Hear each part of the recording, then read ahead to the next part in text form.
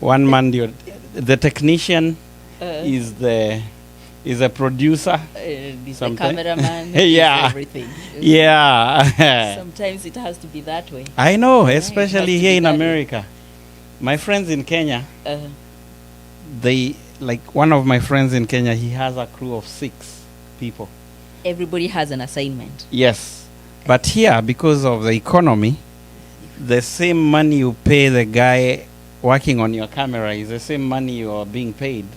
So you can't employ. So it doesn't make sense. Yeah. It doesn't make sense. Yeah. And it's good that you are able to manage all of it. And then, of course, a lot of things are automatic. You Yes. hit an on button and you keep going. Kabisa, yes. You have to manage.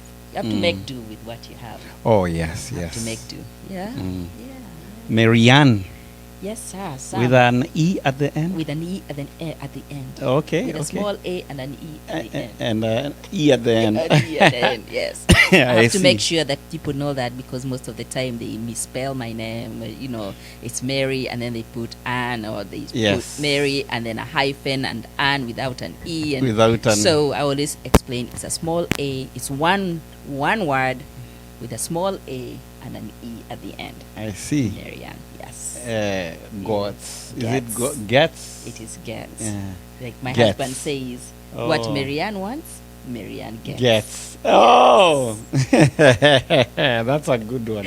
That's the easiest way to say it. Otherwise, it will be butchered, and it's always butchered by so many. Yeah. And it's okay. Because it spells Goetz. Yes. Wow, is So that Russian or something? It's German. It's German. It's German. Ah. Yeah, so the O is silent. Mm. So you don't really pronounce the O. He's such a So it's good fella. G-E-T. Yeah. G-E-T-Z. He's a But humble man. He's good a good fella. man. Actually. I'm blessed. Yeah. I'm very blessed. I can tell He's you he's a good. great man, yes. Yeah. Yeah. Yes. I could not ask for more. Yeah. I could not ask for more. He's a blessing. Yeah. He's a blessing. Well, I know that. I know. Yes. How about your Kikuyu name? My Kikuyu name is Wangeshi. Wangeshi. Wangeshi. I'm named after my mother's sister, Okay. my precious auntie Wangeshi. Auntie Wangeshi. Yeah, she's passed, but she was a wonderful woman also. Okay. A wonderful woman. She's Which part of Kikuyu land? Well, you know me. I always say I'm Mkosa Kabila. Yes. Because my parents, I don't know whether to say Mkosa Kabila or Mkosa. You're multilingual. Not even the multilingual. Yeah. I'm not so much multilingual. Multicultural? I would say multicultural. Yeah, because yes. my parents came from Muranga, Okay. a place called Tudho, Mm. where actually the first Catholic missionaries set foot inland Kenya and built the first Catholic church. A The place first called Tudho. The first Catholic mass inland Kenya was said in Tudho. Wow. So that's what the origin of the Catholic missionaries in Kenya, within, inland Kenya.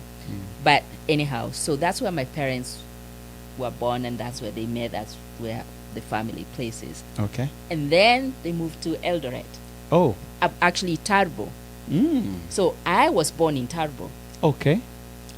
And so I understand a little Luya, I understand a little Luo, I understand a little Kalenjin. That's why I'm multicultural. Multicultural. So even my family member, my cousins, my uncles, my aunt, they're so intermarried. Yeah. Because a lot of my family actually, especially from my father's side of the family, lived around Eldoret, Kitale, Turbo, all that area. Mm. They went there a long time in the late 50s, looking for land and better education and all of that for the children. So that's where most of us, have grown up. So I have cousins who are born, who were born there like me and grew up there, went to school there, lived there. And some of them actually, my own sister and some uncles were actually kind of chased away from there by the 2008 clashes. Oh, yeah, I remember. So we didn't know any other home. I went to school in Turbo primary school. I went to high school in Kitale, in Matunda, Loreto Matunda. I went to my A-levels in Kisumu, and then Nairobi College and all of that. But so even living in Tudo itself, my parents returned there after my father retired, and my grandparents were growing old, and there were no other family members on the farm. So my father went back. But really, I've grown up, what I know is Turbo and those areas. How was your childhood? Nice. Enjoyable? Well, very, very, I can say I have the best parents. Including dad? Oh, my dad is deceased, but I would not ask for a better father. My dad was just, one of the things I always say, when we were growing up, there was a big tree outside the house. Okay. And my father traveled for work. He was in construction. So he'd go to different places to work, and then he would come home mostly during the holidays. So he comes home over Christmas or Easter, and he'll take the bus overnight and then arrive in the morning at 3 in the morning or thereabout. And I would hear my father when he's coming home. And he always used to whistle. He loved to sing, so he would whistle as he's walking down the path, coming to the house. And I remember I would get up and go tell Mom, Dad is coming, Dad is coming. She said, no, he's not coming, you go back to sleep. And I knew for sure Dad is coming. You're the first one to know. I was always the first one to know Dad is coming. And when he gets home, we used to have, one of my uncles used to own a hotel, a restaurant in Turbo. And so Dad would go there first. When he gets off the bus, he would go to the restaurant, and he would buy mandazi and donuts. Just the best donuts ever. And he always brought home some donuts. So we'd always be sitting up waiting. Okay, there was mandazi and there was donuts? Yes. Okay. Oh, and they used to be so good. In fact, I've never eaten a donut like that tastes like that. Made in Kenya? Made in Kenya. Wow. We used to call them muthioruri. They were round, and of course had the donut hole. Yeah, we call them muthioruri. Yes. So he always brought some home, and they used to taste of cardamoms and coconut milk. Oh, that was so good. Now I'm starting to salivate. Yeah. That's a good memories I have of my dad. So my dad would come home. The first thing, of course, we wake up. I was not very. Maybe I was under 10 years, but I would wake up and I would tell my mom, I told you Dad was coming. So of course I have to eat my muthiorure and then go back to sleep. And Dad would tell us stories that we'd spend a lot of time with him. He would always tell us stories, and we would sing with him. If it's Christmas, we'll sing Christmas carols. If it was Easter, we would sing Easter music, Easter hymns. And my dad was not that kind of a person that, when kids come home, or rather when he comes home, the kids start to hide. Instead, we are all running to find him. Yeah. Dad, what are you doing? Dad, what are you doing? Dad, can you make this for me? I know my mom always used to tell my dad when I was little, Mom, Dad, can you buy me a bicycle? I say, no, you're too small, you're a girl. When I grow up, I'm going to buy a car. That's the kind of conversations my father and I, and the whole family, really. I don't even remember a time when my dad, how... had an argument with Mom? Yeah. Okay. Well, we never heard that. If they did, they argued in the privacy of their bed area. But I never had an argument between my mom and dad. So some marriages do work. I never heard that. My dad never beat us. I had never been spanked by my dad. Oh, never. With all that discipline you carry? Oh, no. My dad never had... So spanking does not mean you'll have a disciplined child? No. My dad used to sit us down. My mom used to sit us down and talk. Okay. But Mom, of course... Sometimes... Oh, my mom would spank us, would pinch us. Yes, that's Mom. Yes. But not if you had not done something wrong. And it has to be really a situation where... Almost repeated, and you just have become... Yes. You're not listening. You're not listening. But Dad never spanked me. I only remember one time he spanked my sisters something they had done with the chickens. I don't know. It was something to do with not it was feeding something. chicken. It was to do with not feeding chicken. Life threatening. Yes. To the chicken. Yes, because Dad kept chicken. So Yeah. for some reason, I don't know what happened, and they were spanked, and everybody was in shock because Dad didn't do that. And Your then mom is still around? my mom is still around in her 90s, 94. Yes. Really? Yes, mom is still here. My goodness. Yeah, my dad has been gone. What does she 15 tell you she does to stay that long? I guess it's the kind of food they eat, and Okay. in the farm, this everything is from the farm, everything. Do you Except think? of course, the normal things you buy, mafuta, you buy salt and sugar, but I don't even think my mom takes sugar. I don't take sugar. My mom doesn't take sugar. Wow. I don't remember. Yeah. Wow. But it's just good, and it's not like we grew up in money. We lived, we had our basics. Yes. We had our basics. We never lacked. We never slept hungry. We always had what we needed, not necessarily what we wanted. In Kenya, But that's we a always blessing. had what we needed. Yes. It really is a blessing. My parents gave priority to our upbringing in the right way. So they could have had money if they were just saving and trying to build themselves instead of Instead of taking us investing to in you. school. I see. I remember my father saying the only investment I have the only inheritance I can give you guys, you children, is your education, because nobody can ever take it away from you. Yeah. True. And he made sure we went to good schools. All the girls, we all went to Loreto schools, and my brothers went to good schools too. Okay. So okay. we went to good schools. We all have a good education, every single one of my siblings. I And as a see. family, we value education a lot. Even we make sure our own children and my nieces, my nephews, everybody has been to school. Everybody has a degree. Yes. Yeah. Wow. Wow. So you are done with primary school, then you go I to went a to- Loreto. I went to high school. I did my A levels. Then I went to college in Nairobi, and then I started working Okay. with the wildlife conservation, and then I Yes. went to UNEP. I've worked with my life has been around environmental and wildlife conservation organizations in Kenya. Okay. Then I moved, and that's what really started bringing me to the U.S. in the 80s. Oh, okay. I started coming to the U.S. to attend conferences and workshops and trainings, and parts of Europe. I've traveled quite a bit in Europe and here in the U.S., where I started coming in the mid-80s. And then I finally came and settled here in...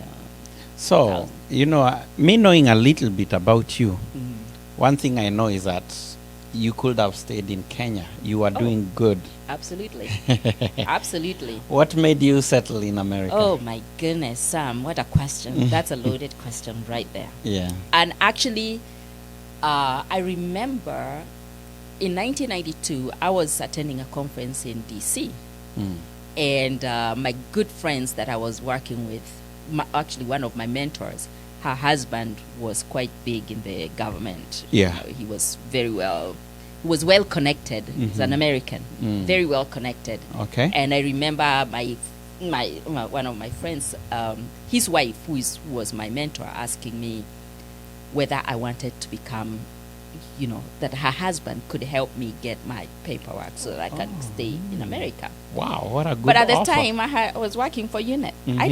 I have the luxury in Kenya. I have a maid, housekeeper. I have everything. Something I need. I we have don't my even own have home. today. Yeah, I have my own home. I have a car. What do I need to come and live in America? The luxury, and I knew very well because I had several friends living here.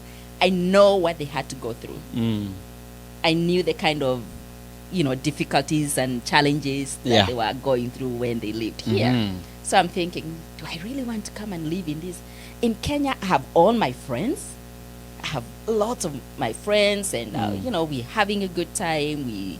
I have a good life. Why would I want to come and live in America?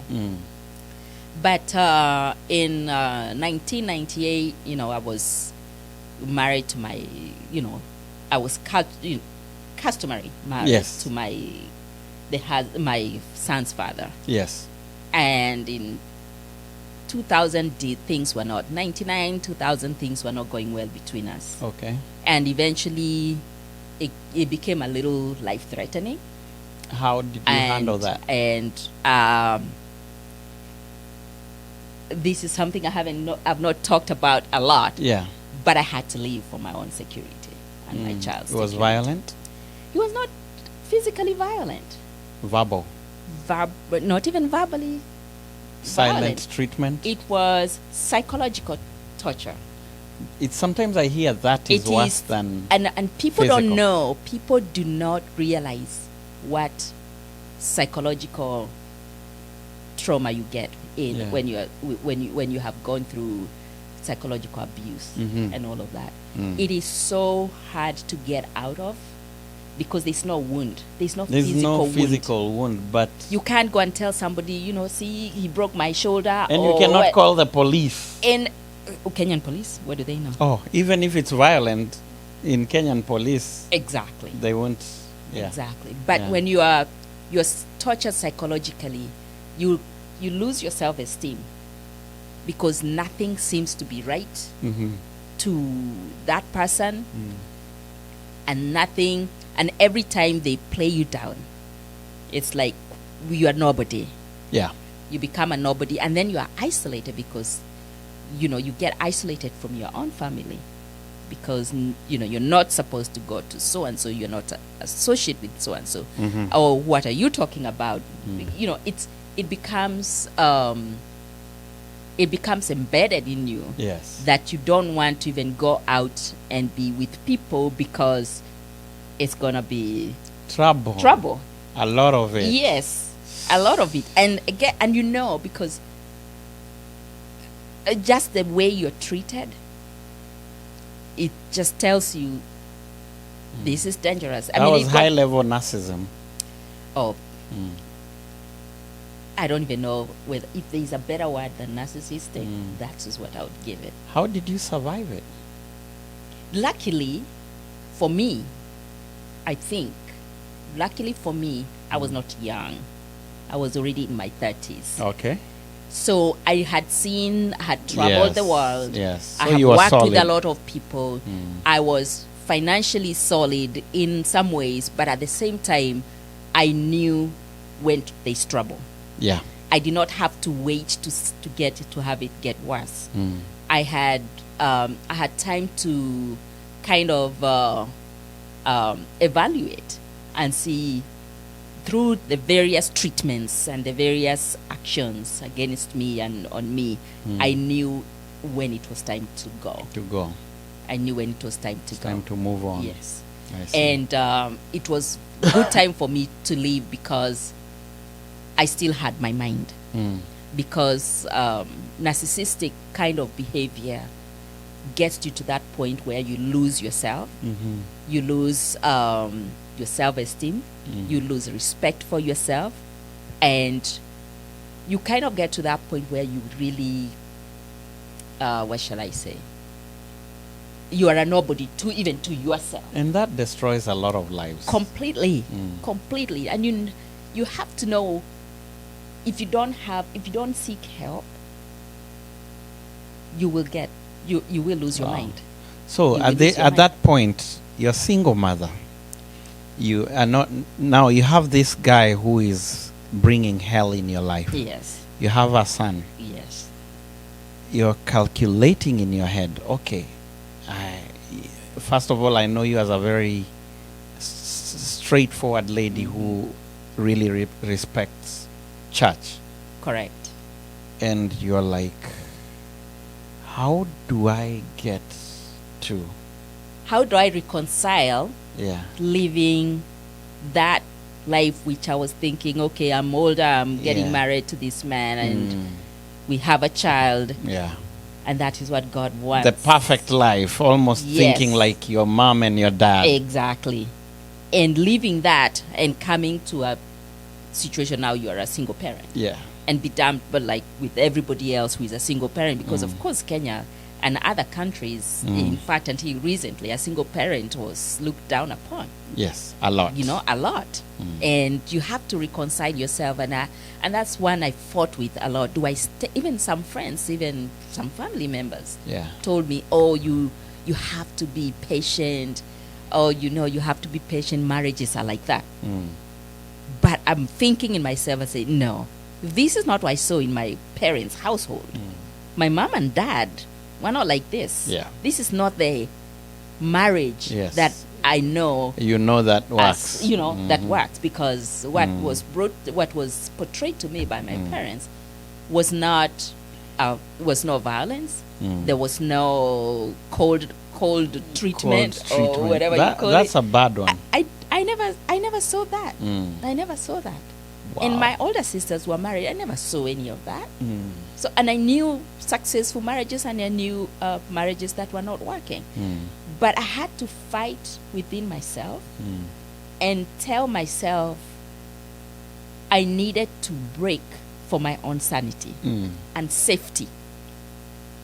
Because when someone is not talking to you, you're living in the same house, they're not talking to you, you have no engagement whatsoever, and you've been with this person day in, day out for months, going on a year or two, whatever, and all of a sudden you tell yourself, oh my goodness, with the kind of trauma, torture I've been going through, with the kind of abuse, psychological abuse that I'm going through, is it really worth me staying here? Yeah.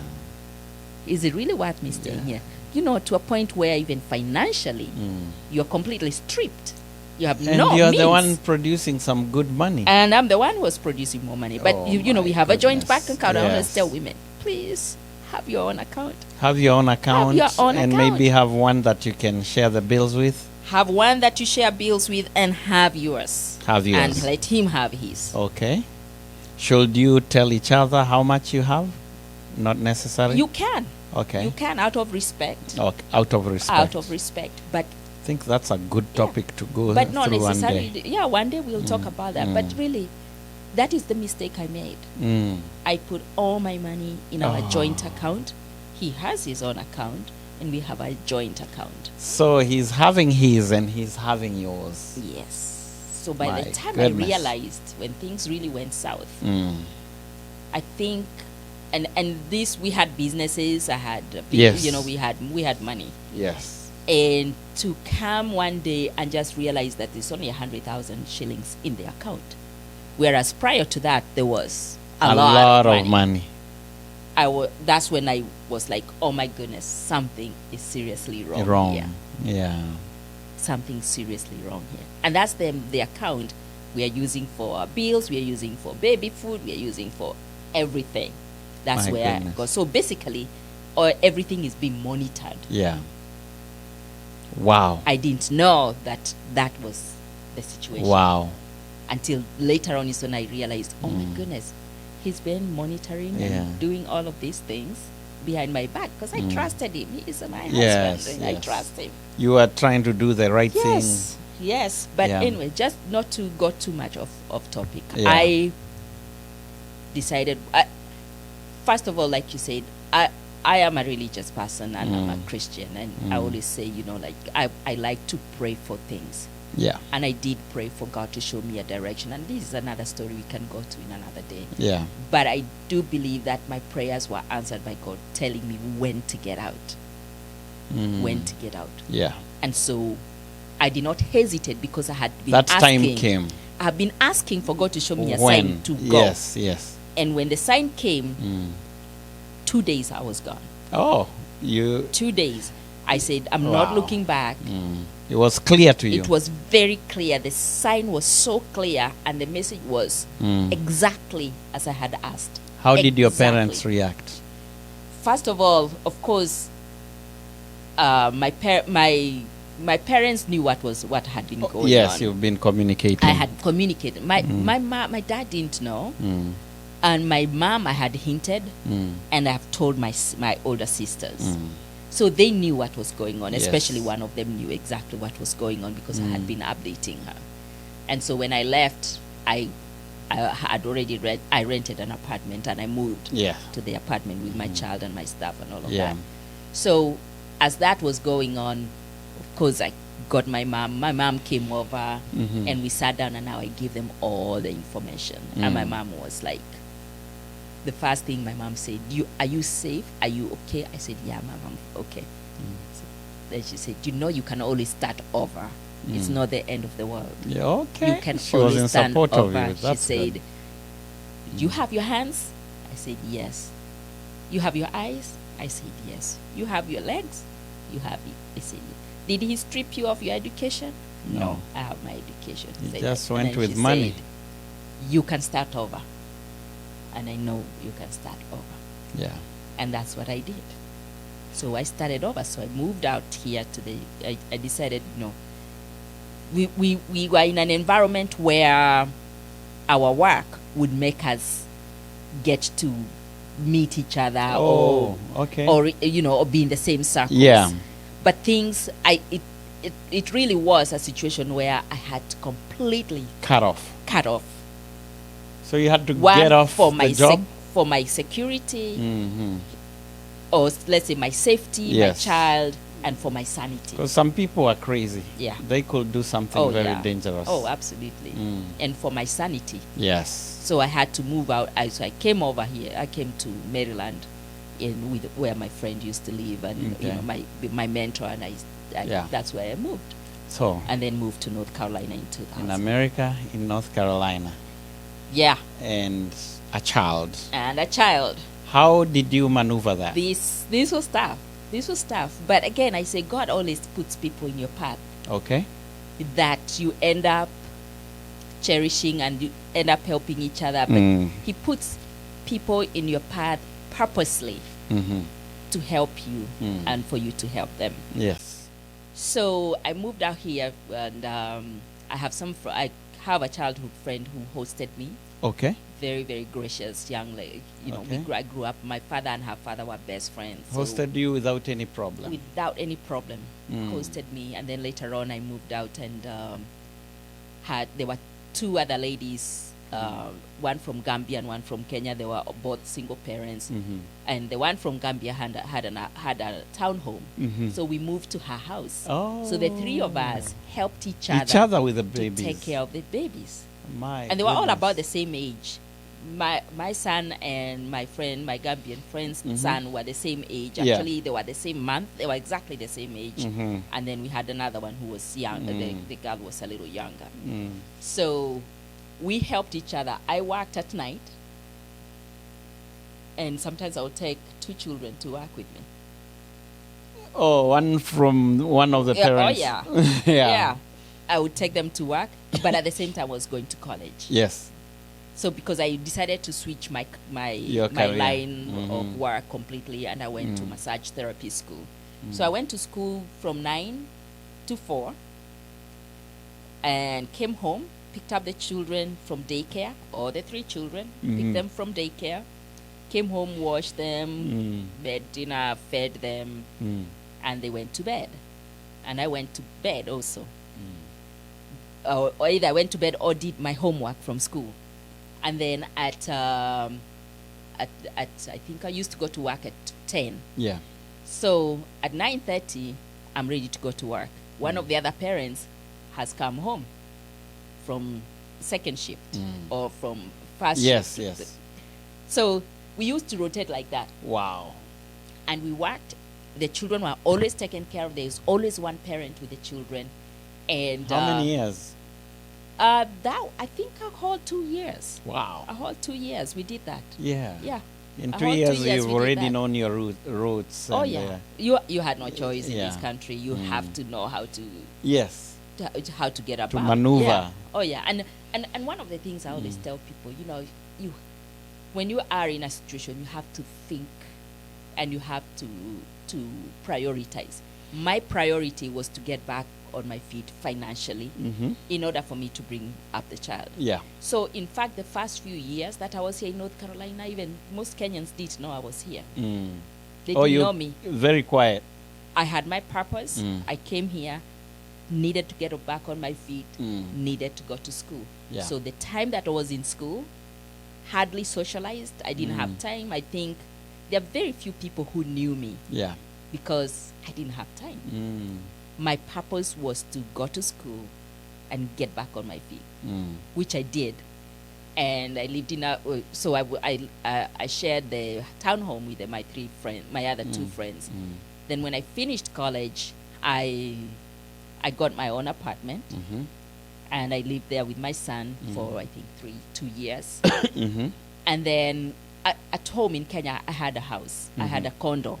Okay. I had a condo I had bought in the I think Wow. it was 90s, 80 something, late 80 something. You are a settled woman So I don't at young age. Oh yeah, I had my house and I was all set. So coming here and just thinking, okay, I can't keep dishing out money to a rental. Yeah. And so I knew I needed to get myself a home. And I did not want my son to grow up in an apartment because he needed to get out and play. For a boy with an energy, Yes. they need to run around, they need to be busy, they need to grow. And then, of course, you're in an apartment, the child is jumping up and down when you're upstairs, and then the people downstairs are, telling you you're making noise, and so you're controlled. Yeah. So anyway, in 2005, I bought a house in Nidale. Yeah. And so we moved there, and we lived there until 2020. Yeah. So my son had places to jump around and do what they needed Yeah, to whatever do. he wanted to do. Yeah. Let's talk about how you raised this son, because I find him to be a very disciplined guy. You know him very well. And you say hi to him, he looks you in the eye, and he shakes your hand. Yes. Very disciplined. He's very like my straight. father. Oh, my goodness. Yes. How did you manage that in the US? Because a lot of parents have failed in that. And I wouldn't say they have failed as such. I probably would not choose the same word. Blessed? I would say that You're blessed? there are a lot of challenges in this country bringing up a child, especially Okay. as a single parent. Mm-hmm. And the unfortunate thing for most of us is that we still have a lot of family back home that need us. Mm-hmm. So we are taking care of ourselves here with our family. Yes. And we are taking care of Oh, family at home. back home. So you have children you are educating, either your siblings or your nieces and nephews. Yes. And you have elderly parents, you're taking care of them. There's a lot of need. And there's this mentality that when you come to America or when you go abroad, ukienda Ulaya, You're the savior. the money, You're the money savior. is growing off the trees, so you have to save everybody in your village. Yeah. And I say my lucky or my blessing was in such that my family was not in that need. Demanding, yes. Not even, I wouldn't say even the demand part of it. I would say they did not have the need because every one of them is able to take care of themselves and take care of their own children. Yeah. So I did chip in every now and then. If one of them needed, Yes. I chipped in, but it was not necessitated. But there was no pressure. Yes. I did because I wanted to, not because I had to. That you had to. Yes. So you had enough time to spend with him, enough time to... So for my son, being here with me, the most important thing I did, first of all, is to make sure I spend time with him. Yeah. That was so important to me that I made time to be with him. I made time to go to school, to teacher conferences. I made time to find mentors for him because you will get the education from school and from other places, but you want to find those mentors who have certain qualities that will help your child grow. Where, say you find your child is inclined to be more musical or wants to go into that line of being an artist, you will want to find people in that career path to be his mentors. You will want to engage him in activities that lead him in that direction because that's what he's showing. So that's what I did with my son. From when he was young, he loved to play with scientific tools. He wants to build Legos that have build crafts and all kinds of things, aeroplanes and rocket ships and tankers. More of a tech guy. Yes, very, very much. And he would, well, if I had a computer that got messed up and I bought another one, he would take the old one, tear it apart, And try to bring and it back put it together. back together, and for sure it would work. Wow, Yes. that's amazing. So I got involved with a few people, being a massage therapist, I saw a lot of people from different walks of life. And some of them, we developed a relationship. But most of all, the reason we developed certain relationships is because, as I said, if to track back a little bit, when I finished up college here, I started my own business. I did not get employed. Yeah. So I went right away and started a massage therapy practice. And it's now 23 years since I've been doing that.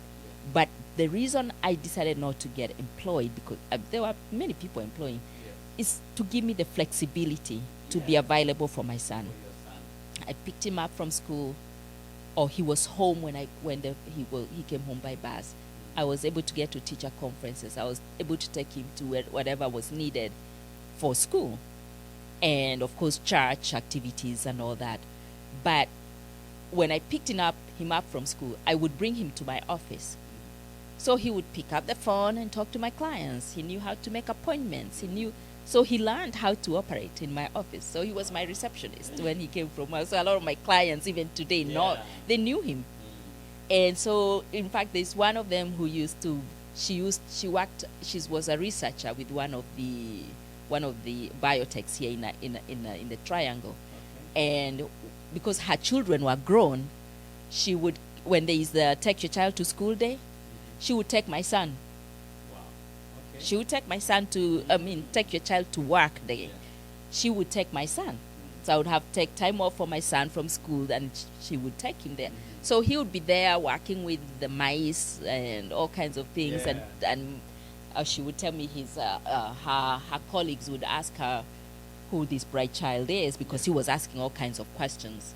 So, and then there would be others who came in. There are some professors from NC State, there are from other colleges, there are lawyers, all kinds of clients. Yeah. And they would get to engage with him, and he would engage them, and he would talk with them, and there's no topic he would not discuss. Yeah. And so they would see some of that. Even when we went to church, there are people who would talk with him. And from there, I started getting invited to events. Let's say at NC State, the professor at NC State who was my client would, invited me and say, hey, there's an activity going on for young people. Why don't you bring your son? Yes. I took my son there, and he loved it. So he ended up doing a program there. Yeah.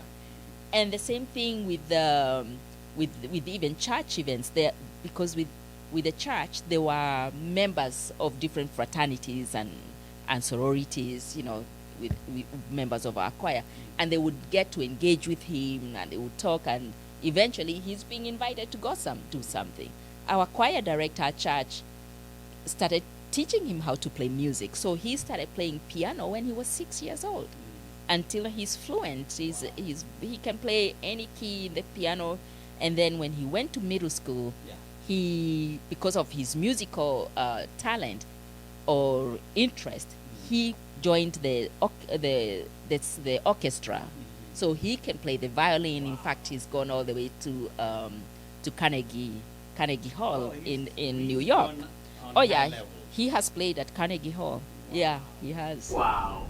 Yeah. So you Yeah. grow this son, and then eventually you start finding yourself teaching about financial literacy. Yes. How does it So come in? it was a long road, and it's a road that is very traumatic to me. So I'm now doing financial education. Yes. Who knew? Yes. From a scientist in the researching in wildlife conservation to massage therapy, dealing with people's wellness, and combining that now with financial education. Education. So that in itself, there's been so many challenges, and this, I keep telling myself, if I knew what I know now, my life would be so different. You would have started maybe with financial education? I would have started with financial education and then come to everything else. Because without financial education, we're trading water. I think you would have stuck there because so many people would have needed that too. But it should be a basic need. It should be basic education in every single school. But we're not. They don't teach financial education. It's not a requirement. I understand maybe on. They want to keep people employed. And I don't know. I can't say whether it's because they want people employed or people not to be empowered. You know, kind of keep control of the system. It's a difficult question, and it's hard to know where the answer lies. But there is a need. There's a dire need for people to get to learn, to get some financial education, at least the basic. Because when you go to buy a car, you don't know what is the better car, whether it's, sometimes it's the more expensive, the better. They don't tell you how you're going to pay for, and of course, you don't have the cash to go buy the car cash. You will have to take a loan. You take that loan. For most people, for 99% of people, you got to take a loan to buy, or let's say 95%, you got to take a loan to get that car. When you get that car and you start paying, or you're told it's 2% or whatever percentage, you don't know by the end of the 5 years or the number of months you're given to pay, you have no idea what the interest will be. Yes, it's big. It is big time. You saw 22% and maybe you thought, oh, in 12 months it's just little. No, it ends up being a lot. Look at a mortgage. Nobody has taught, I didn't know here that when I go to buy a house, I take a mortgage that actually the interest is compound interest. So the interest is compound. So by the time you actually finish paying for that house, if it was maybe a $250,000 house, you're paying almost $750,000 by the time you're done in that 30 years. Wow. But we don't learn these things. So what's the solution to such a thing? Financial education. Yes. Financial education. We have to turn things around. People need to understand that when you put your money in the bank, you don't get 10% interest. You don't even get that 7% interest. You get 0 point yes. interest. When you get that 0 point interest, you're putting your money there. Let's say you're making $3,000, for lack of a better number. $3,000 every month is coming in from your paycheck.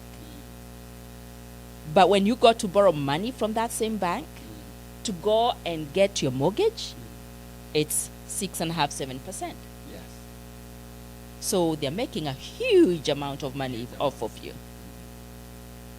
But what we don't understand or what we don't learn is that there are better places to put your money where you can actually earn this compound interest.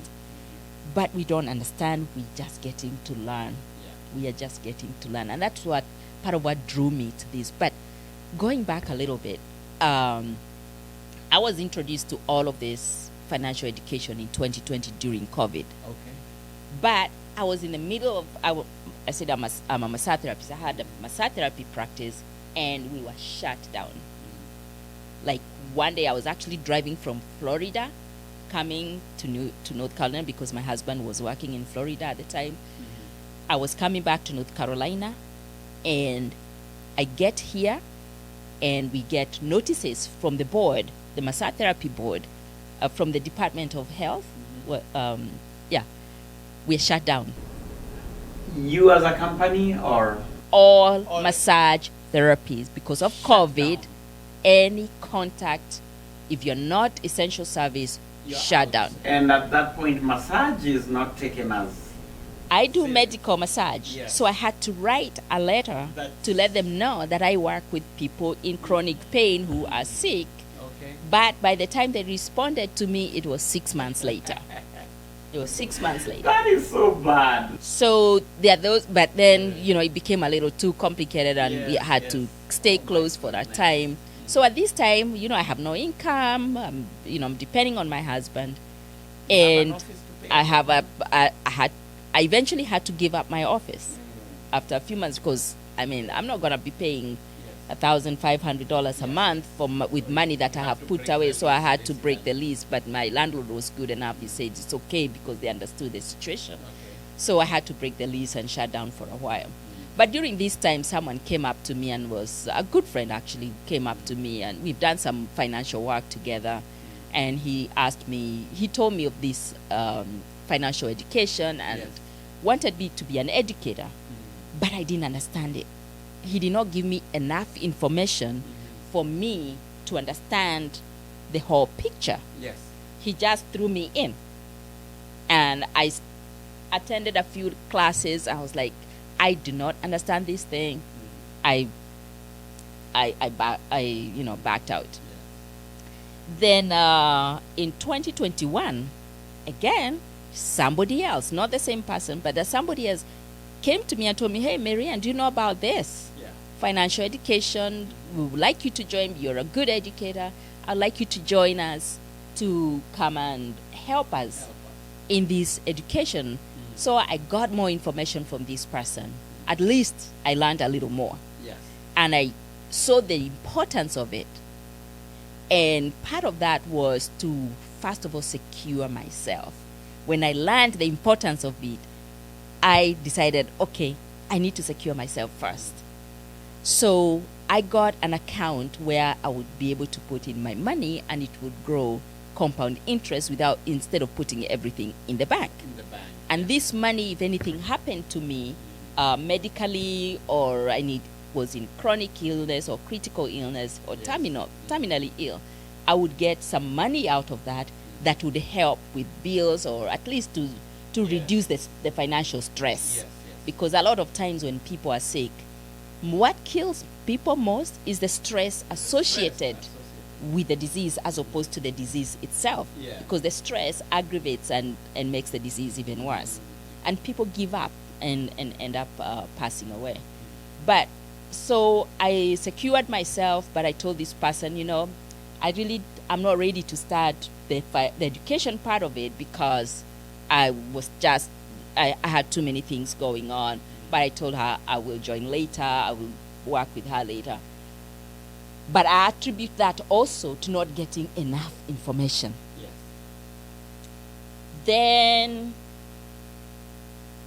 this is hard, but I got this secure. I secured myself in January. That's when I opened that account. In April of the same year, in fact 4 years this month, I got a diagnosis that shook me, and until today still tests tell you have this diagnosis, but you still don't want to believe that you have it. And it's a big one. It's not like you have this small issue. No. And it's around 6 months after you took the deal from... 4 months. 4 months. 4 months after. 4 months after. Okay. So what happened at the time, by that time my husband and I we had moved from North Carolina to Florida. We were in St. Petersburg.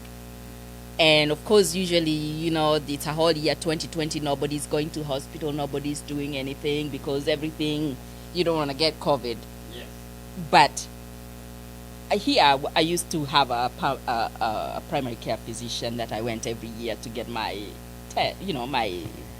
annual exams, the usual normal checkups. So when we moved to Florida, now it's the second year, I told my husband, you know what, if we are going to live here, we better get a physician. Yes. Because we are not young, we are getting older. Yeah. We need to be, to be taking care of ourselves. So he told me, why don't you go ahead and look for a physician, and if we find a good one, we'll both go to the same one. So I started searching. I knew nobody around where we lived. It's just the two of us. Yes. So there's no one to ask, hey, which doctor do you know? Yeah. No referral. It's not like here where we have, in North Carolina here, where we have so many of us and you can ask for a referral. And there I had no one, just myself and my husband. So I went on the internet and through our insurance company, our health insurance company, I checked the record, whoever was under was one of the providers, and I found a very nice Indian doctor. So I made an appointment for me. I went and we sat down. Actually, the reason I chose this doctor is because there was a complaint on his review. Oh. There were several people actually who were complaining that she spends too much time. Yeah. Somebody complaining that a doctor spends too much time. Oh, I waited 45 minutes before my appointment because she was taking too long. Oh, and then another one said, oh, I needed to go somewhere and she was asking me all these questions. And she's she taking time with you. Yeah. And I said, this is my doctor. Yes. This is the one I'm going to. And sure enough, my first visit with her was an hour. A whole hour. We talked about my food. We talked about exercise. She's from India.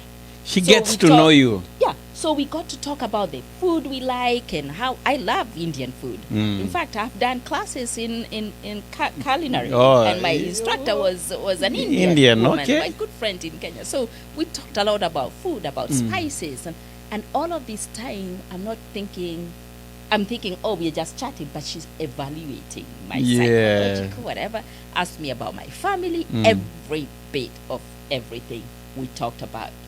She's checking you out holistically. Exactly. And that is what we miss out. So anyway, so she said in order for her to start she needs a baseline.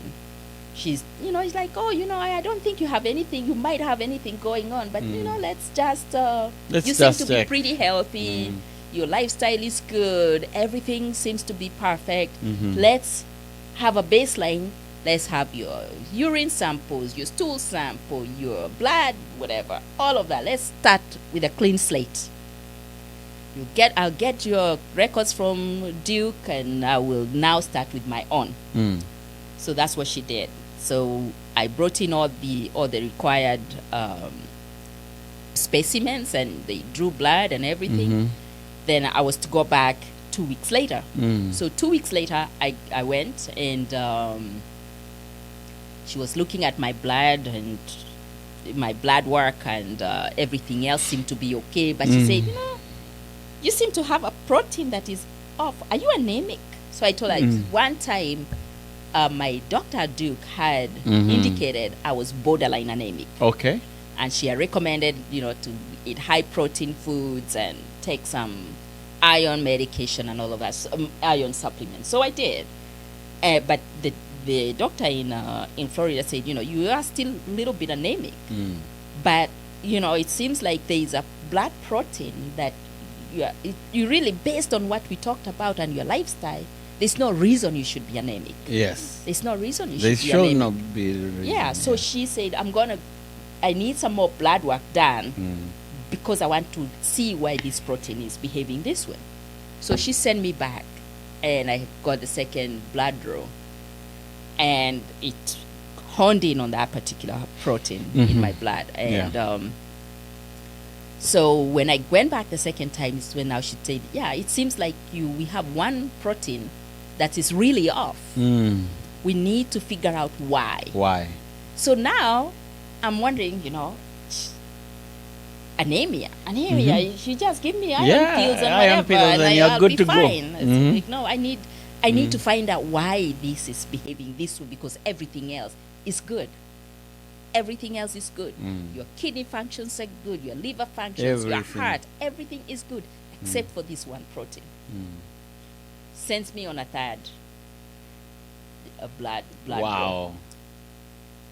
And that is where things now started to change. So she called me back. I went in, and she was looking at this, and she was shaking. It's not the same doctor. She had, she was wearing a mask, because we're all wearing masks, but I could still see that she was very worried. And she started asking me questions. Do you have people in your family with autoimmune diseases? I said, no. Well, my older sister had rheumatoid arthritis. Do you have people with diabetes? Do you have people with this? Do you have this? She kept asking me, do Yeah. you have people with lupus? I said, no. No. Then I asked her, why are you asking me all these questions? And she took a deep breath and came up and actually put her hands on my knees and Wow. looked me close, came up close to my face and said, Maryanne, you have cancer. I was like, no, I don't have cancer. Yeah. She said, well, it's a blood cancer. And I looked at her and said, but we don't have people in my family with blood cancer. Yeah. She looked at me again, do you know people with multiple myeloma? I said, no. She asked me, have you heard of multiple myeloma? I said, yes, I have. And then she asked, do you know people with multiple who have had or no, who have multiple myeloma? I said, yes. And I'm still looking at her like, what are you driving at? Yeah, where are you Come going on, with it? Where are you get going to the with point. this? Get to the point. And she Yes. said, Maryanne, you have multiple myeloma. Wow. You have bone marrow cancer. I stopped. Yeah. You can't I- believe it. I stopped because I know cancer. You have to have, lymph. What do they call them? You have to have at least some lymph nodules or something, or Okay. lumps or Yeah. something that Yeah, that can be removed. Yeah, some. But now Mhm. I'm going through my head a blood cancer. There's nothing to remove. Yeah, some tumor or It's something. not tumor. There's nothing to remove. So how do you go about this? So I'm Basically, thinking, it's everywhere. When no. it's blood cancer. When it's a blood cancer, Or it's- bone marrow? they're different. They're different kinds. The blood cancer, leukemia, and all of that is in your blood. So they would have to give you chemo to get Oh rid my of it. God. But then now what I have is in the bone marrow. It's in the bone marrow, and she's asking me, "Do you know an oncologist?" And I'm looking at her like she's an alien. Because, you just tell me I have cancer. You told me before I was fine. Now you're telling me I have bone marrow cancer. Yes. And you're asking me if I know an oncologist. I just told you we just moved here. I don't know anybody. You're the first contact for a doctor I'm getting. She said, don't worry. She got up, picked up the phone, and called an oncologist. Wow. Herself. When she did that and she told me, I remember it was a Thursday, she told me the next week, Tuesday, I had an appointment with an oncologist. I thought, okay, I am dead. I am dead. Finding one that quick. It is too quick, it is too fast, and everybody I have known who has had multiple myeloma Yeah. Did not survive it.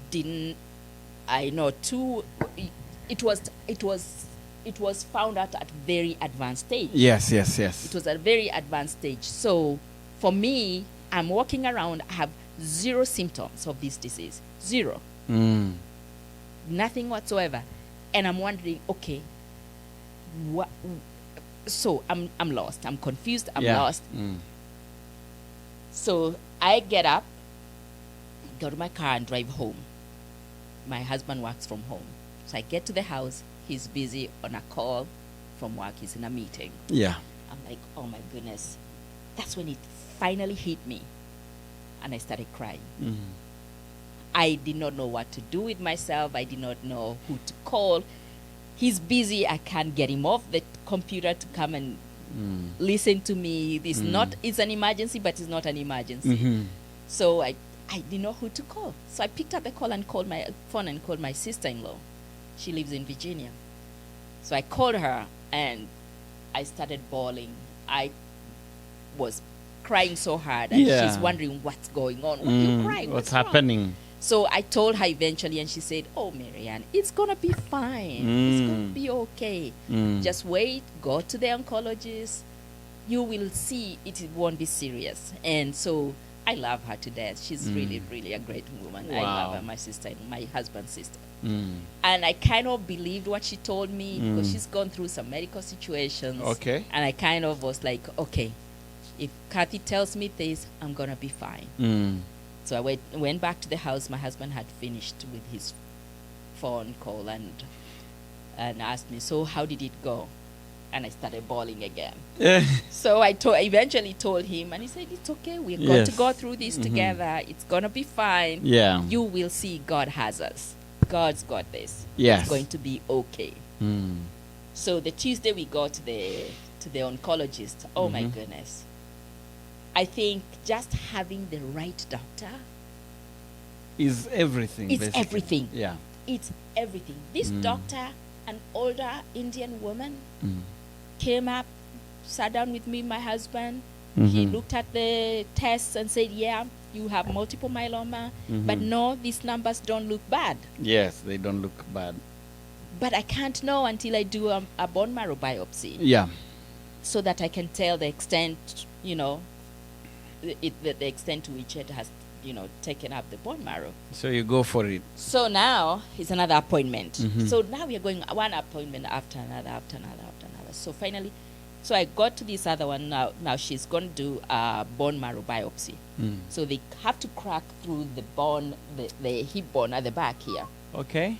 and go into the bone and, pull some marrow. and pull out some marrow. Ooh. It's not a fun thing. Wow. It is not fun. It's painful. Very painful. But of course, they have to numb it. I think I took like 2-3 Valiums, and they do local anesthesia. But I'm telling you, you still feel it. You still feel it. But she was so much fun. She was like, oh, I need to feel how your mother fed you, because if she fed you good milk, your bones will be strong. Oh. But that's actually an indicator of whether you have, if the disease has started eating your bones, Yeah. because it starts to build lesions inside your bone. Mm. So when she pulled out, she said, you got strong bones. You've got no issue here. Okay. So she did the test. We had to go back again, the third time with her, to now get the test results. She said, yeah, you do have bone marrow cancer. But the good news is this is very early. It is very early. So it's early enough to do something about it. It is early enough to not do something about it. Oh. This is now the bad thing about this disease, Okay. is that it's not the normal cancers. Yes. Because what they do, there are certain percentage of bone marrow that it will have to have affected for them to treat. To treat. Because if they start putting chemotherapy or other medication in there, it will burn off your bone marrow. You need your bone marrow to make your blood cells. Yes, yes. And so they are not going to treat. They just monitor. But what that particular doctor told me, she said, if every patient of hers came to her at that stage, she would have saved many cancer patients. Wow. And she reassured me that, one, of course, they have research. They are researching and coming up with new treatments every time. Everything. Secondly, it's so early that with the monitoring, they will catch it at the point at which it will not have started destroying my bones. And third is that it may never get there. Okay. It may never get there. So the wish is that it does the not wish is ever that get- it never gets there. Yes. And the very good thing is that I go. So I started that first year. I went to the doctor. I went to her every 3 months. Had to have all kinds of tests every 3 months. And as you do all these things, you're spending money. Of course. And now maybe that plan that you bought comes in? Not yet. Not yet. It's a blessing Okay. because I'm not critically ill Yes. yet. Oh, because it's for Critical. Yes. Yes. But I was blessed to, thank God for my husband. We have very good health insurance. Yeah. So we've not had to spend money out of pocket because the insurance has been covering Okay. up to maybe 90 or there about 80% of all our bills. That's very good. It's very good. So anyhow, I've continued to see the doctor now I'm actually seeing the doctor once a year because God's graces are, you know, they come to us every day, because my last test, my numbers have dropped. So there are those particular numbers of one of the proteins. It's you know, the big names, but it's IgA. That's one of the indicators of what they call a spike. Oh, like that one you showed me on a piece of paper. Yeah. Where is so it? They monitor that. You have it somewhere? I have it, yeah. So they monitor that. So if it's out of range. Okay, so IgA, yes, 46 to 287. That is normal. Okay. And mine right now is, as of my last test, was at 1,090. Okay. It has gone as far as 1,400. And when is it bad? When it's high or when it's low? When it's high, when it got to over 3,000 and up. Okay. That's when now they put the red flag on and now start thinking of when to start treating you. Wow. So right now it's okay. Right now I am fine. In fact, I don't experience any lightheaded episodes or any of that, because sometimes when my hemoglobin level is low, I will get, every now and then I'll get lightheadedness, kama kizunguzungu hivi kidogo, but I don't get that. So that's what they're monitoring. So, but the goal is so no treatment. No treatment. I have to make sure my health stays good. I have to be very careful about getting any kind of infections, any kind of these flus and colds and COVID and all of that, because if I compromise, if if I have to fight any disease, then it will raise my white blood cells, which means my immunity will be compromised. Right now, you know, I have to be careful, because with this, my immunity is very fragile. So I tell people I love my masks. So I wear, most people see me wearing masks. I always, if I get somebody sniffling or anything, I always have a mask. You got to take care of yourself. I have to take care of myself. I have to eat healthy. And I have to exercise.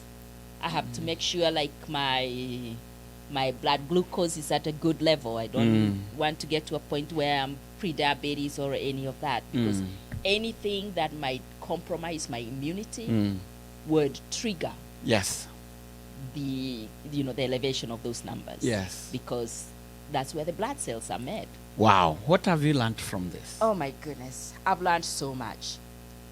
I've learned to appreciate my health. I've learned to appreciate my health. And I encourage people, you need to go to your doctor, whether you're sick or not. Early detection is key, because this is a disease that you don't get symptoms until it's advanced.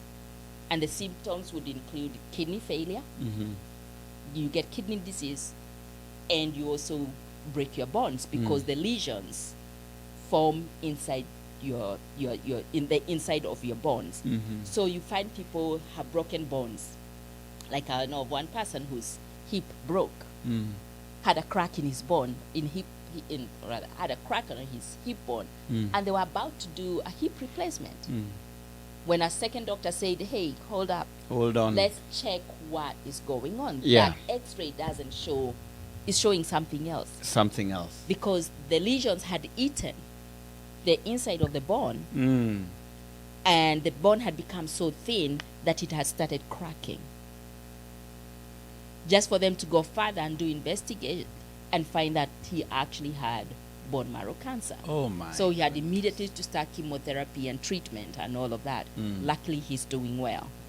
Wow! I've known others who've had kidney disease, and the kidney disease was at extreme, and the person passed they never away. had such insurances. They never had such insurance, but then at the same time, they did not go to the doctor. Early. What I emphasize the most, leave alone even the financial part of it, because that is secondary. Going to get your physical annually. Yes. It's so important. Both men and women. Both men and women. It is so important, because when a disease is detected early, it's easier to manage It's or easier. treat. Mm-hmm. Let's say even like but diabetes. Yes. When somebody tells you, oh, your A1C is elevated, it's Mhm. 5.2, Mm. or it's, let's say it's 5.2 is the normal, is a normal range. But if it goes up to 6 and 7 and all of that, by the time you get 7, you're already pre-diabetic. You have Yeah. diabetes. Mm-hmm. So when they tell you watch your food, exercise, take care of yourself, you need to do that. You need to do that, and that's something we lack a lot. The other part of it is, of course, the financial part. The financial part, like I said, I was very, very angry when I got this diagnosis. I was very angry because I was like, I do everything right. I exercise, I eat right, I do everything right. Yes. Why me? Why do I get this disease? So, Well, I think you know, there was a plan. so yeah, I Yes. think God was trying to tell me something which It I was have scary. finally. It's scary. You told me about it, and I paused for a I second. know. It's not something And I was talk like, about. Wow. In fact, Mm. it's been very hard. I only told my siblings last year because I didn't know how to approach. And I've been going home. I go to Kenya every year, Mm. but I had not told them. Mm. But last year I decided, okay, October, I decided, okay, they need to know. They need to know. I did not tell my son until Christmas. That was the hardest thing to do. It was tough for him to swallow, huh? For me, first of all, to come out with it and tell him, It's it hard. was very, very hard. Yeah. This And is your son and your This only is my son. son, my only child. Yes. It was really hard. Wow. Even some of most people, even my very close friends here, are going to know this for the first time from First this time. podcast. Wow. Because it's not something I just wake up and say, hey, son, Yeah. you know, I was diagnosed with cancer. It's like a headache. No. It's not a something, headache. yeah. It's not a broken Oh foot. my God. It's every time we are told you have cancer is a death sentence. It's But I'm really here to bad. tell you, when you're diagnosed early, it's not a death sentence. Oh It's not my a death sentence. My, And I know my. people see me, you know, in events, in everything. I'm leading my normal life. Mhm. I don't have any symptoms Yes. of it. Nothing until you Wow. look at my blood work, and it tells you that's What what it is is. going on. Wow. So that was the hardest part. And so I got back to the financial education Mhm. because when I got that account in January, I did not have Yes. this diagnosis. Mm. I did not have this diagnosis. Mm. But luckily, it's just by the grace of God that I got that account. Wow. And so I put some money there every month. And I did not have to take it because I could use it if I have chronic illness. Yeah. But I'm not, or critical illness, but I'm not sick. Mhm. I mean, I'm not, if I was going through chemotherapy or a radiation or any of the other situations, That's that would another be, case. then at that point I can actually draw money from Yes, there yes. and spend it. But I don't need it now. I'm able to work. I'm able to do everything. My life has not changed Yeah. physically. It's just, you know. So is it the kind of critical health insurance that you only can withdraw at that time, or there is an investment element to it? This is not health insurance. Okay. This is not health insurance. Mm. This is an account that is held within an insurance policy. Mm. It is life insurance with living benefits. With It's called living an benefits. Indexed Universal Life. Mm. What it does is that, say for instance, you have $1 million policy. If you got critically ill or chronically ill or terminally ill, you can access that $1 million up And to, use it. You can access up to 90% of that Wow. money. Wow. So you can do anything with that kind of money. Mm-hmm. But the most important thing I always tell people is that prevention is better than cure. Better than cure. Prevention is better than cure. Yes. And I've been giving financial education to our people. I've been talking to them, lakini Wakenya wetu wanasema unawadanganya. Huh? Wanasema A lot of them. unawadanganya. A lot of lot them. We of procrastinate. them. We say, oh, it's not my time. Yeah. Or I will wait until whatever. And some But- of them say, oh, me, I calculate my own stuff my own way. Exactly. Mm. And you don't think about a situation getting to you. Mm. So I remember I said that the person I got my policy from in January of 2021, Mhm. I decided not to become an educator. Then in 2023, November of 2023, another good friend came up to me and asked me again, "Hey, Maryanne, hey, I'm doing this. Can you I'd love you to come and train people with me."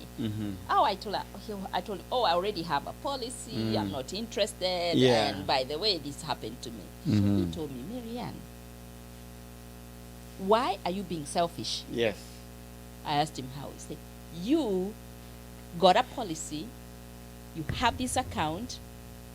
You got a diagnosis that if it was at a certain stage, you would have used the money that Yes. you got out of for the policy, and now you don't want to tell people about it." Yeah. So he challenged me. You end up like, yes. Yeah, he Eye challenged opening. Yes, he said, use that information, educate people, because preparedness is the key. Is the key. We have to be prepared, because Sam, you and I know very well that in every month in our community, there is a WhatsApp group for GoFundMe. Ooh, right now we have more than 5 fundraisers for dead family members. For people who have passed away. Yes. And people who are sick and they're not able to work, and we have to help them pay their rents. And they are stuck because the amounts are huge. They can't work. They have children. They have rent to pay. They have mortgage to pay. Yeah. And they don't have an income because they are out of work. Or they're now on one income where one parent, where one other, the spouse or the other person in that household is not able to work. This is money that can be used in circumstances such as that, so that we lessen the burden of the community's financial input. Because as much I don't like to miss, I'm a community person, and I will always be there. But I always say, let's help ourselves, Sam. Yes. At least let's help ourselves. And then as a community, we come in to add on to what you've already done. Say, let's come and let's come and help you, but let us not be the source. From scratch. And even when they do it now, the money becomes too much. They can't meet the goal. I remember earlier on, we would actually get to a point where when somebody has an issue, we would raise $10,000 like that. Like that, yes. These days, people understand. Hey, you ought to have health insurance. You ought to have some kind of life insurance. Yes. Because, and not even to the point where most of them may not understand that they need to have all of this. They may be ignorant. They don't know that they need to have some of this. Yeah. But they don't even want to come to learn. They don't want to come to learn. And people are tired. There is what we call donor fatigue. Donor fatigue. There is donor fatigue because today we are changaring for this person, the next one, and the next one. It becomes very exhausting. I remember one time I checked, I think it was 2023, I checked my Cash App. And went through the... Sipendi bwana akijua this. Because it was over $3,000. Oh my goodness. And it's a giving. Oh, I'm not going to get tired of giving. I'm not going to get tired of... Yes. But I'm not going to get tired of teaching. Yes. I will get out of there more and more. Yeah. And I will help people to understand how to protect themselves with life insurance with living benefits. Yeah. We need it. We do. We need it. Everybody needs to have an IUL, an Index Universal Life Policy. Okay. So that they can grow their money there and they can access it when such need arises. It's an index, basically. It's an index. But most of all, those people with young children, if you have a small children, it's the best time to get one for them. It's the best time to get. We come to this country as immigrants, and we always have this saying that when you go to Rome, do like the Romans do. Like the Romans do. We come here and continue to do what we do at home. Because you will go. I know people, of course, of the Caucasian race, mostly, who set their children up from when they were 2 weeks old. So these kids don't have have to worry about their first car. Mm-hmm. They don't have to worry about their first house. Mm. They don't have to worry about college. Mm. Right now, when my son went to college, I have a huge college debt Mm-hmm. that I'm paying. Yes. Because my kid is, he's bright. Yeah, and you gotta pay. And we got to pay. Mm. He didn't get all the scholarships, but he got some. Yeah. But then we still have to pay. If You I got to knew pay. what I know now, I would have taken that policy for him when we first landed He here. would have paid everything for I himself. will not have to even worry about whether whatever he does after that. Wow, Yeah. index fund. So it's an index fund. It's an indexed universal life insurance policy. And what's the percentage average yearly growth? It depends on where you put it, Mm. and it's very you get to individual. choose? You can get to choose where you want to put I can say it. I want some of them in QQQ, some of them in. No, you put. That's a detail we can go into later. Okay. But we have over 60 different life insurance life insurance companies Yeah. that offer these accounts, from Mm. Pacific Life to National Life Group to Nationwide, Fidelity. There are so many of them. Mm. But you got to work with somebody who knows how to structure. Mm. Is the structure the key here? That's what You matters. have to know how. You have to get it for. You have to get somebody who knows how to structure it, because you don't want one that you're going to be losing. Yes. You don't want one that does not meet your needs, Mhm. and you don't want one that is going to be beyond your Yes. your capability. Mm. It needs to be just right for you Mhm. and your children. So when you start off with a small child, from 2 weeks old, because that child has no disease in them, is pure. Yeah. That's when and it's cheaper, Mm. because when you lock in that price in the beginning, that premium It's the doesn't same increase. price. It does not increase. Mm. It For is just- a unless child, it's very cheap. it's very cheap, and you can actually put more money there for them, Yes.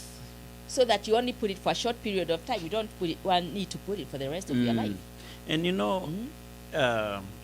we forget that our children, we need to set them up for success. Especially in this country.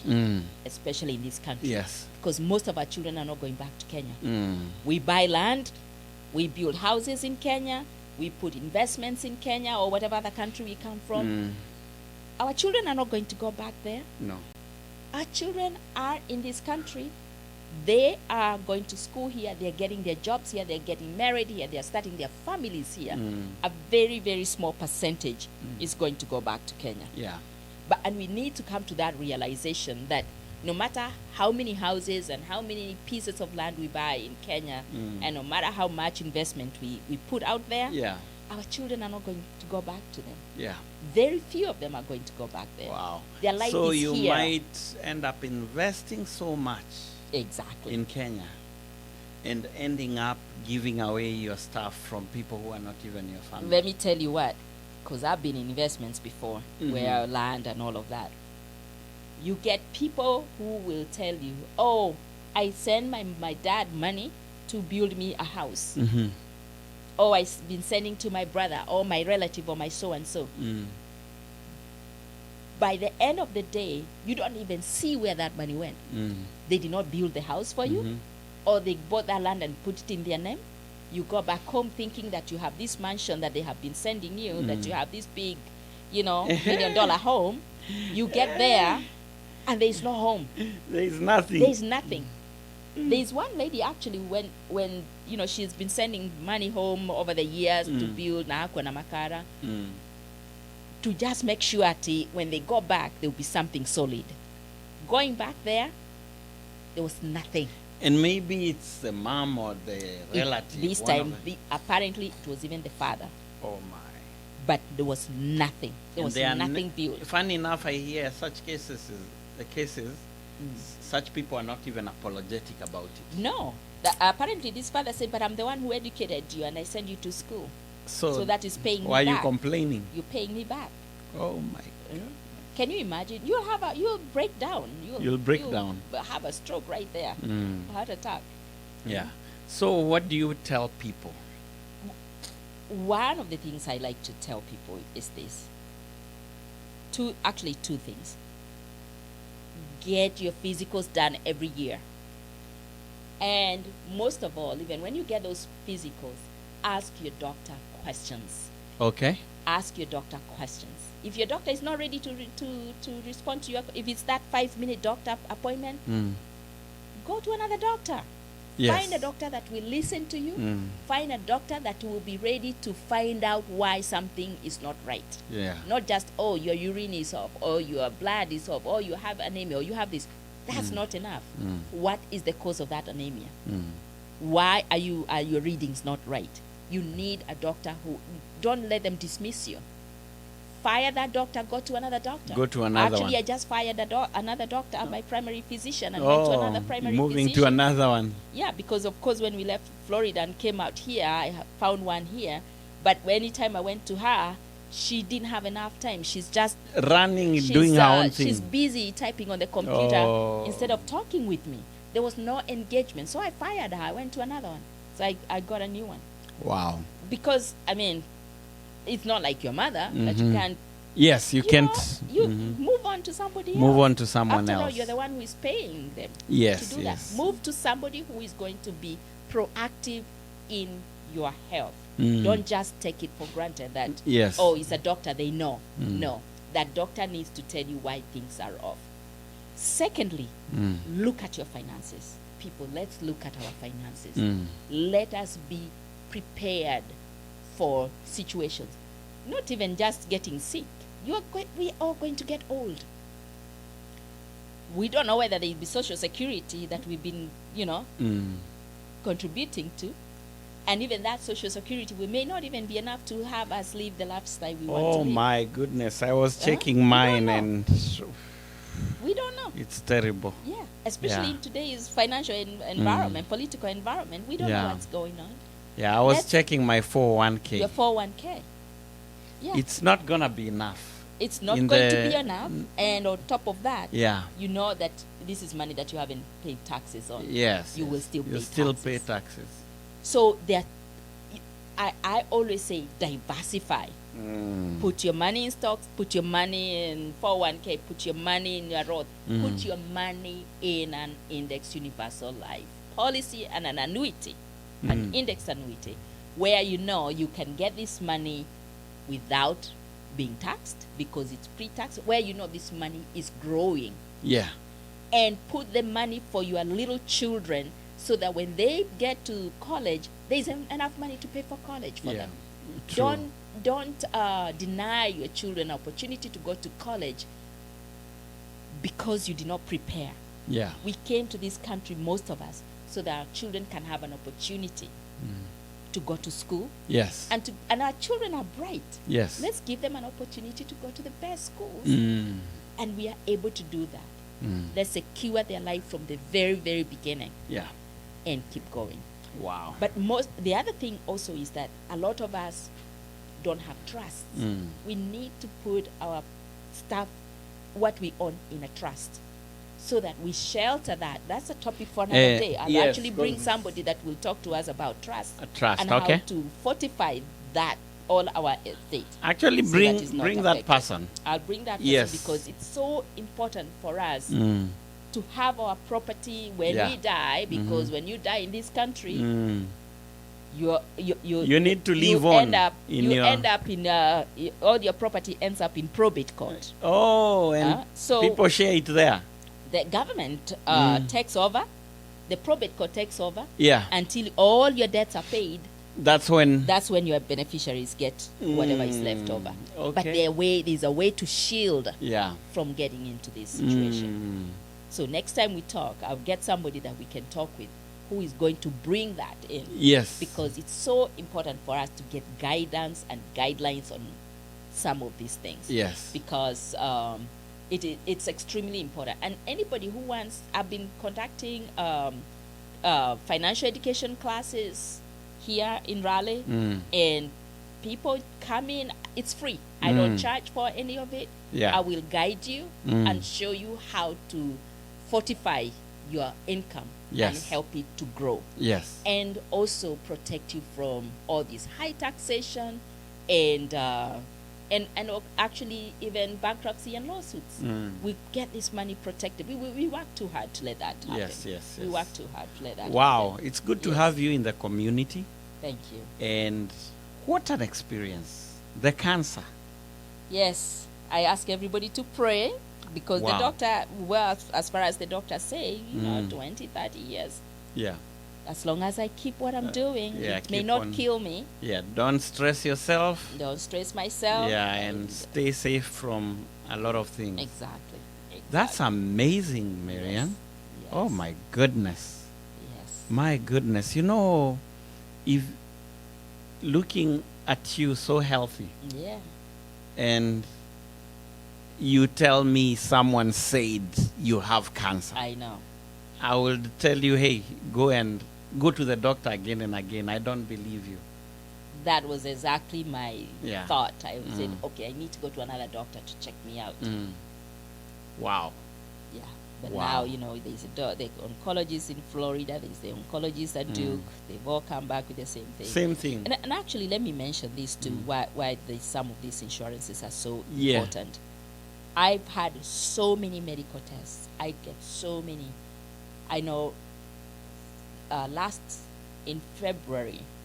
in January, I had an MRI, CT scan, and I don't know what else. I get so many tests. Yeah. But that one full body MRI was over $15,000. Wow. 15,000. Just $15,000. that Just- checking. Just that one test. That's a lot. So if we didn't have life insurance, it took care of everything, every single penny of it. Wow. But I looked at that bill because, of course, they show you later. Yeah. I'm like, I'm so thankful. I'm so Wow. thankful. And even those of us who don't have health insurance, there's a marketplace. It is not that expensive. There are people within the community who can help to find you a good health Yes. insurance policy. We need some of these things. Yeah. But It's also I'll devastating. mention that I know so many people who have sold these insurances, but they have not communicated it as good as you have. They have not even showed the seriousness of it, and they've not had the experience. They're just in there maybe to make the next coin. See, Sam, I'll tell you one thing. We know from home, back home, we buy life insurance, but people always think life insurance for when I'm dead. It's that mentality that a lot of us have. And then there's also the thing that the agents as well. When you're doing this for a job, this is my livelihood, you will go whatever cost. You'll go whatever cost. Okay, I don't need to give you all the details of education and whatever. I just need to sell you this policy and I move on to the next move person. on, yeah. But this is so dear to me and so close to my heart. And that's why I'm talking to people and letting them know. For those I have talked to on a one-on-one basis, I have given them my story and I've told them why I am doing this. Yeah. There are those who have listened. There are those who are like, another time. Yeah. But what I'm saying here, Sam, is that there is an urgency. There is an urgency. Our community needs to learn about this. But when you tell somebody, they say, oh, I'll check on the internet and see. Let me tell you what. Knowledge is in books. It's in books. Like they say, you say that earlier on today. Yes. You want to hide If you want to hide from information from a black person, put it in books. You hide it in the book. Hide it in the books. Because we don't read. We never read. I tell you something, you're going to search on the internet. But if I give you a book to read, you go put the book on the shelf to gather dust. But I'll do my research. Because those people who have the information have also put it in books. Yes, they have put so it in go books. to the books. Yes. Yes. Even that, those people who have written that information online Yes. to answer questions that people have put on, is because they have read books. They've read but books. they're not going to put the whole book up there. No, for you. they can't. No. Wow. And our people, even the Bible says, people perish Perish. for lack of knowledge. Yes. We will feed you, we will keep giving you this information, and whoever listens will benefit. Will benefit. But people should not say, I wish I knew. Because the information is there, and we're here to educate you for free. Wow. For free. Free of charge. Free of charge. Wow. Yeah. Wow, Maryanne. We do. I think we've come to the end of this. Yes. Yes. How do we get to reach you? My phone number, the Okay. best way, because I get a lot of phone calls, the best way is to send me a text message or a WhatsApp message. And my number is 919-247-5568. Send me a WhatsApp message with your name. Yes. Because if I get a message without a name, I'll always write back and say, who am I talking to? I'll share it on the Yes. screen too. Yes, 919-247-5568. And those of you in the Kenyan community, I am in all kind of forums. And Yeah. you can take care of people outside North Carolina? Any state. So, I am actually licensed in 22 states. wow. And let me say this, that to do this, you have to be licensed. Yes, yes. It is a regulated. It is very It is regulated. very regulated. Yeah, you have to be So- licensed. You have to have taken a test. I have to read and take after a you've test. read. I have to do anti-money laundering tests Scannings and all I that. have to be printed, hand print. I mean, Wow, fingerprinted by the fingerprints. SBI. Oh my Before I get goodness. my license, SBI has my fingerprints. This is very controlled. So because there's a lot of fraud yeah, in insurance, people get to lose and- a lot. Yeah. So they've got to know when if somebody defrauded anybody or gave the wrong information, they can trace you. And Wow. so it's legitimate business. In America, if you have to study to get a license to do something, Yes, it's a controlled and it's controlled. regulated field. Yes. Yes, it is. Wow. Very regulated. Wow. Yes. Well, thank you. Thank you, sir. You'll come back again Absolutely. and educate us some more. I will. That was almost a masterclass with a lot of With experience a lot of and stories. information, right? Yeah, true stories in there. I have a lot From of your stories, sir. childhood until today. Oh, yeah. That's amazing. Thank you, sir, for the opportunity. Thanks for showing up. Yes, sir. Yes, sir. Na watu wangu tumetoka. Shukran sana. Bye-bye.